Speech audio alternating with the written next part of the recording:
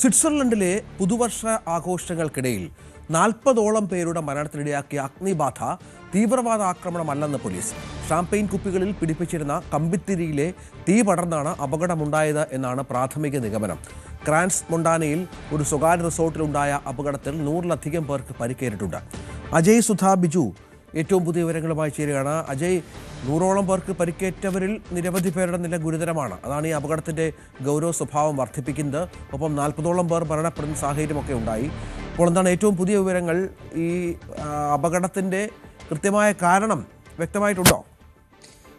രഞ്ജിത്ത്, നിലവിൽ ഈ അന്വേഷണം പുരോഗമിച്ചു കൊണ്ടിരിക്കുകയാണ്. അപ്പോൾ ദൃക്സാക്ഷികളിൽ നിന്ന് ലഭിക്കുന്ന വിവരങ്ങൾ മാത്രമാണ് നിലവിൽ പോലീസിനുള്ളത്.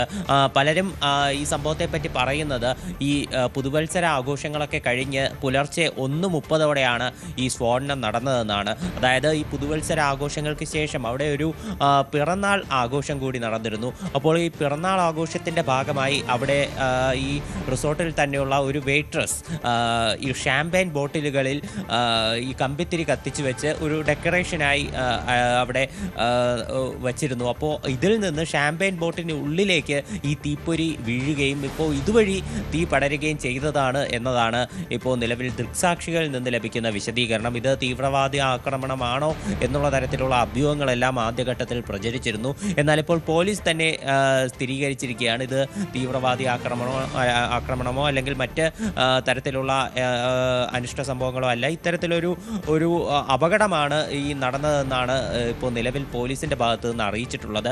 എന്തായാലും അന്വേഷണം പുരോഗമിച്ചുകൊണ്ടിരിക്കുന്നതിൻ്റെ ഭാഗമായി ഈ ക്രാൻസ് മൊണ്ടാന എന്ന് പറയുന്ന റിസോർട്ട് ഈ സ്ഥലത്ത് ഇപ്പോൾ നിരോധനാജ്ഞ പ്രഖ്യാപിച്ചിട്ടുണ്ട്. ഇവിടെ നോ ഫ്ലൈ സോണായിട്ടും പ്രഖ്യാപിച്ചിട്ടുണ്ട്. ഈ അപകടം നടന്ന സ്കീ റിസോർട്ട് അവിടവും പിന്നെ ചുറ്റുപാടുകളും എല്ലാം ഇപ്പോൾ നിലവിൽ ശക്തമായി തന്നെ നിരീക്ഷിച്ചു വരികയാണ്. മറ്റ് തെളിവുകൾ ഉൾപ്പെടെ ശേഖരിച്ചു കൊണ്ടിരിക്കുകയാണ്. മരിച്ച 40 പേരിൽ പലരുടെയും മൃതദേഹം തിരിച്ചറിയാനായിട്ടില്ല.